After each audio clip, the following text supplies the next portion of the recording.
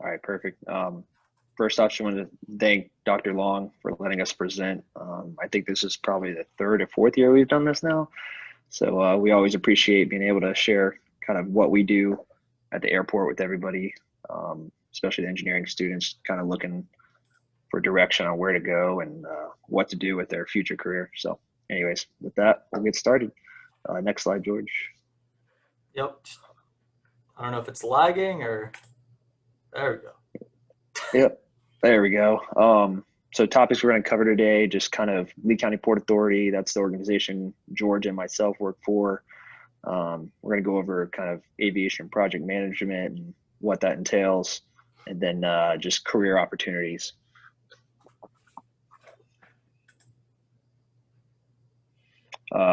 Just to introduce myself, my name is David Morse. Got a bachelor's of science in civil engineering, like many of you trying to pursue right now. Went to UCF. That's where I met George. Ended up working together, so that kind of worked out. Got my PE a few years back, took the exam, passed first time, so that was good. Got my ACE certification. That's pretty much an aviation related certification. Has to do with operations of aircraft at Part 139, which is commercial airports. It's just a good certification to have. Lets you don't really get a lot of aviation related experience doing civil engineering. So this certification was a good class I took and really gets you up to speed with how airport works. And then I've been in airport program management for about 6 years. I started at this job about 2014, spring 2014. So been here ever since. So I love it. All right, and as Dr. Long mentioned, my name is George Garayeb. I also graduated from the University of Central Florida. So as you guys can see, I have a couple of years of land development before I moved down to Lee County. I was working up in Orlando. That was pretty much my first job after graduation. So I was doing pretty much site development, working for the consultant. And then I found out about this job out here just through Snapchat. David was always posting really cool pictures and videos, which is something that I'll be sharing a little bit later. I added that to the presentation. So when I found out about the opening, I just thought I would go for it. And I was able to charm them and I guess just convince them that I had all the requirements necessary for the position. And here I am 3.5 years later. So and as you can see, I have just enough experience now to where I can sit for my PE. And I know they actually just changed that. So in exactly a week from today, I'll be sitting for my PE, which I was supposed to be taking last week, or sorry, not last week, the last window. But because of COVID, they ended up canceling it. So here I am. But yeah, so next time I do this presentation, hopefully I'll have the PE after my name as well. Thanks, George. So just a little about Lee County Port Authority and who we are. We pretty much run 2 airports in Lee County, RSW and FMY, which is Page Field. I'm sure many of you have flown out of Southwest Florida International. You know, it's kind of the largest commercial airport in the area. And then we also, as I mentioned, Page Field Airport. I don't know if how many of you have driven by or actually flown out of there or whatnot, but that's our smaller reliever general aviation airport. It's right there off of 41, just south of Colonial. Small little 2-runway airport that we also manage. So next slide, George. Okay, about RSW. So this is the main commercial airport down here in Lee County. We're a medium hub airport. Last year we did about 10 million passengers. Obviously that was 2019, so that was before COVID hit. So we're probably going to be at half that this year. We're not sure where the numbers are looking at. They've been upticking since, summer, which is good. We're getting kind of back to our regular pattern, which is awesome too. But yeah, it's going to be a significant decrease for passengers this year.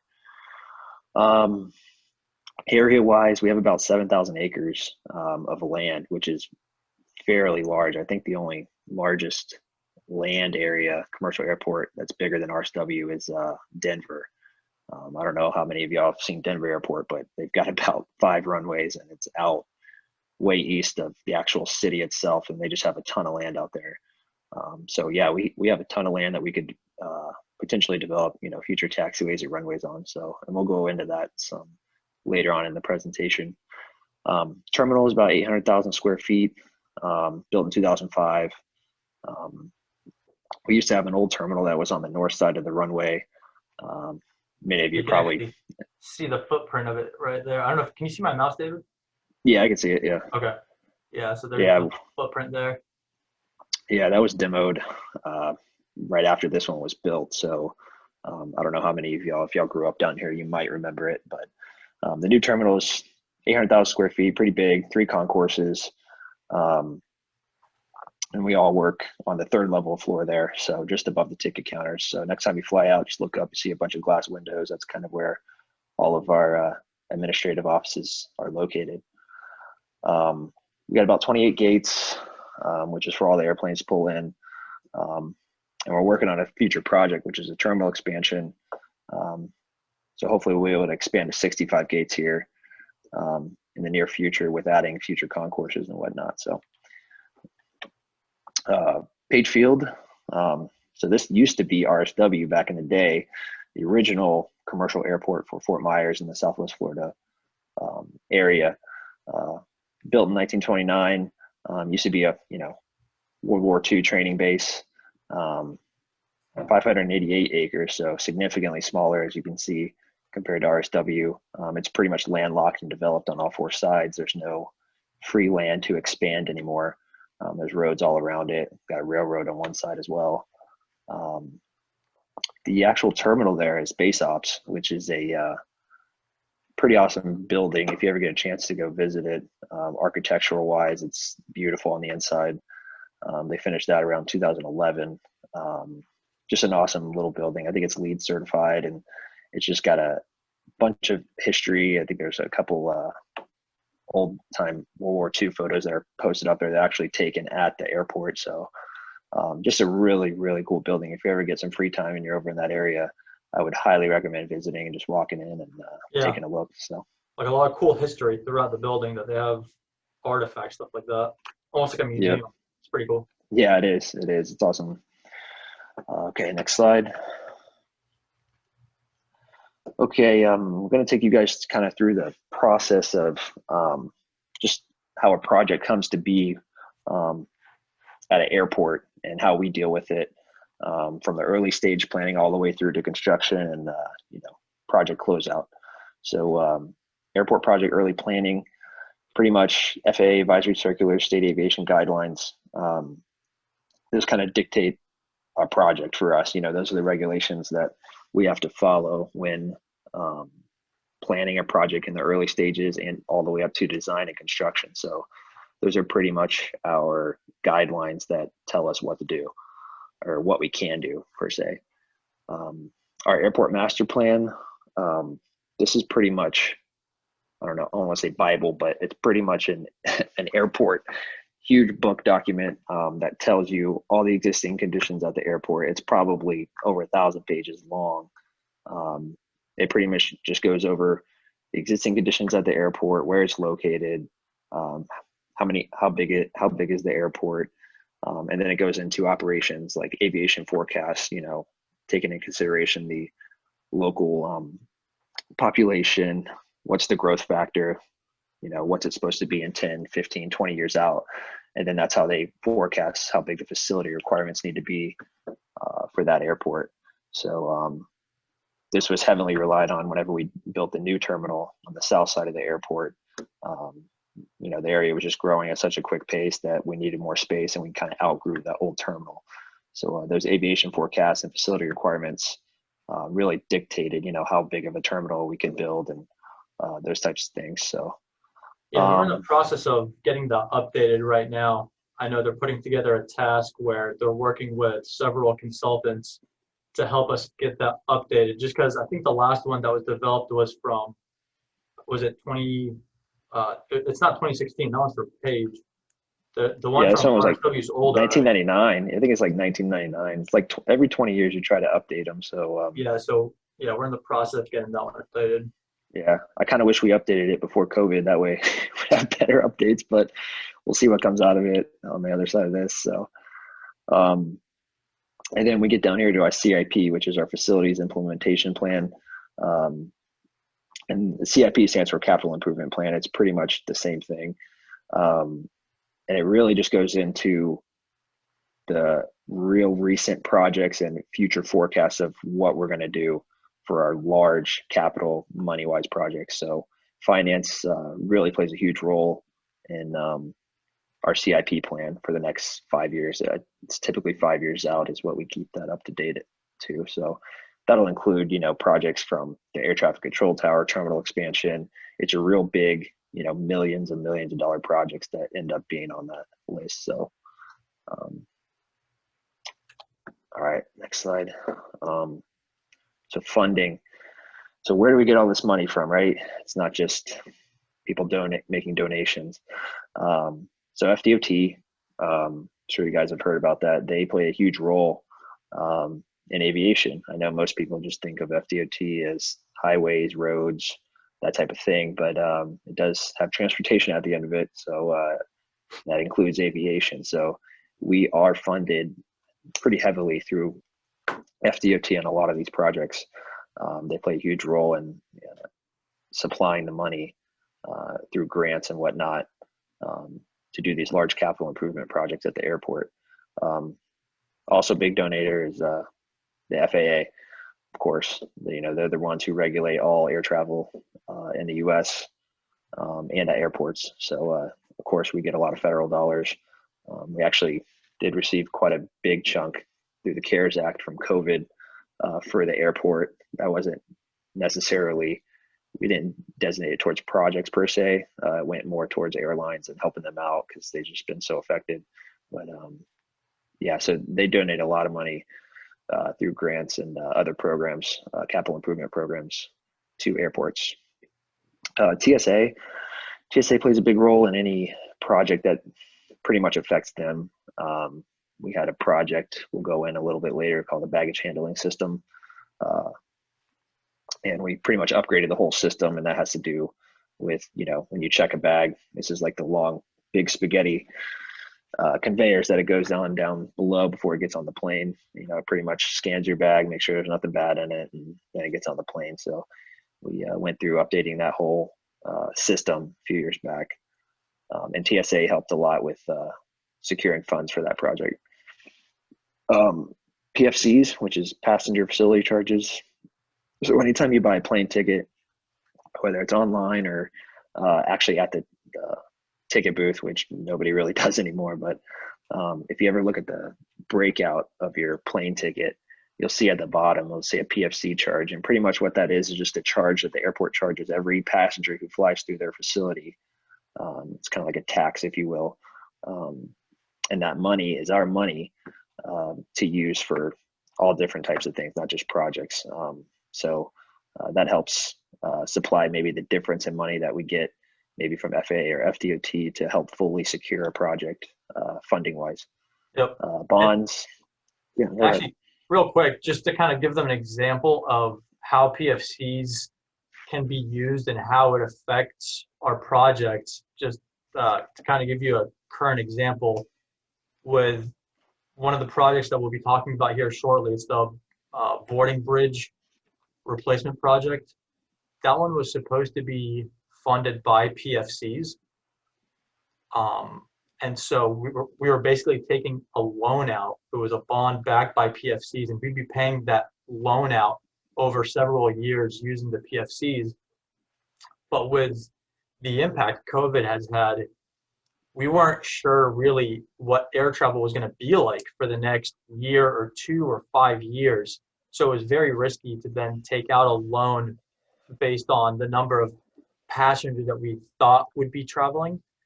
And so we ended up having to actually move funds around and try and get money to secure that project in another way. So that's kind of just an explanation of kind of how PFCs work and how it kind of ties into things that are currently going on now. with COVID. So that really relies on the number of passengers that you foresee traveling through the airport, because that's how we generate some of our revenues, through that right there. So just kind of want to give an example of that, just to kind of give them a real world scenario. Yeah, that's a good point, George. Bonds, those are really used. If we bond out a project for hundreds of millions of dollars worth for a big project like our terminal expansion, that's around a $200 million project. Obviously, FAA and FDOT don't just have that laying around to give us. So typically, we go into the bond market in order to secure funds to pay for construction of those projects, and then we get reimbursed over time for those super large projects. But and then airport discretionary, that's just money FAA has left over after their budget year that airports are allowed to compete for, and can potentially secure funding if they have a need for an expansion or a runway or something of that nature. So there's many different ways to get money and how projects are funded. So it can be very different on how you handle a project depending on who's funding it. So. And I guess one thing that we don't have on here also is that we are not funded by local tax dollars. That's kind of a big thing that we try to push, is that we are not taking away dollars that are collected by property taxes that your parents pay on their homes or anything like that. This is all generated based off of passengers coming through the airport, and then our financial and government team, government affairs, they go out and they kind of compete for these funds so that we can try and secure them that way. So kind of a big thing that our airport tries to push. Yeah, it's good. It's a good point. All right, so yeah, David, I can take over. Yeah, that's fine. Yep. So in order to, I guess, get a project to take off, we can't simply, obviously there's a need for it, but there's a lot of people that we have to get on board in order to get moving forward. So these entities that you see here, the Airport Executive Management, so that's everybody here that works at the airport. Our Port Authority Governance, we go to them anytime we want approval to move forward with any projects. I forget what the dollar amount is because they just recently changed it, David, but yeah, it used to be 2 million, but anything over 2 million, we'd have to get their approval. But okay, I thought it had changed from 2 million, but we'll just go with 2 million for now. Anything above that dollar amount, we have to go out for approval from them before we can take over and start moving forward with any kind of design projects or anything like that. We have our airline partners who, obviously without them, there would be no need for this airport. So we have to make sure that any kind of projects that we're doing here at the airport, we coordinate with them. We kind of make sure that their needs are being met through whatever the project is. We have our funding agencies, like David just discussed. They want to make sure, obviously, that they're not just giving us money and we're using it in any which way. So we have to really show a need for whatever the project is. For example, a second runway, which we will get into later on. But we really feel like there is a need for a second runway at RSW because, like David said, it's a single runway airport. But with FAA, they would be providing such a large chunk of that money that we have to get them to buy into the idea that we do need that second runway. So that's kind of just an example of some of these things, how they work with the stakeholders. These are all the companies that you'll find throughout the airport that operate. This is more than just the airlines. You've got rental car companies. You've got all the service providers. Anytime if you want to go to a restaurant before your flight, these are all companies that work within the airport that don't necessarily, they're not in the spotlight up front. So, but we have to make sure that we're coordinating with them and providing for all their needs and addressing those through projects that we take over. The end users, which is obviously you guys, if you're traveling through the airport, and the community. So all these people are involved in the planning and just getting to the point where we determine that there is a need for a project and getting buy-in from all those. So the strategies for implementing the CIP, which David touched on earlier, the capital improvement program, a lot of these projects that we're going to talk to you here shortly about, they were on the capital improvement program. And so there's years of strategy that have been put into place with a budget. And so we kind of know where the big projects are coming down the road, what we want to do. Actually, I think the projects pretty much kind of have to be on the CIP, don't they, David? Yeah, a lot of the larger ones, throughout the year we have many small ones that we call pop-ups per se, ones that just an issue comes up and we have to fix it or repair it, or we have a need. But yeah, a lot of the CIP ones have to be on the plan because we have to show those to FAA, FDOT if we want to secure funding for them, because they have to, they look years out in advance as well with, their budgets. So they have to know, and it's not just us, our airport, all the airports are doing this. So, Yep. They have to really know nationally how big of a budget they need and who's getting funds and where. So yeah, it's way out. So we kind of obviously are limited to this. We can't just decide that next year we're going to go through with this really large project. We have to kind of plan ahead and make sure that it's on the CIP, that we have the funding in place for it, and that it's capitalized over a year or 2 or 3 years down the road, just to make sure that we have all the proper funding and planning in place to move forward with some of these big projects. And obviously, like with those projects being out several years, as you see, one of the bullet points there is to consider the escalation costs.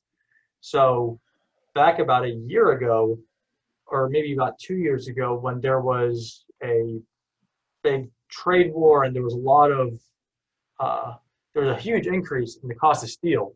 So some of the projects that we were looking at, their costs were escalating at a much higher rate than we were originally anticipating.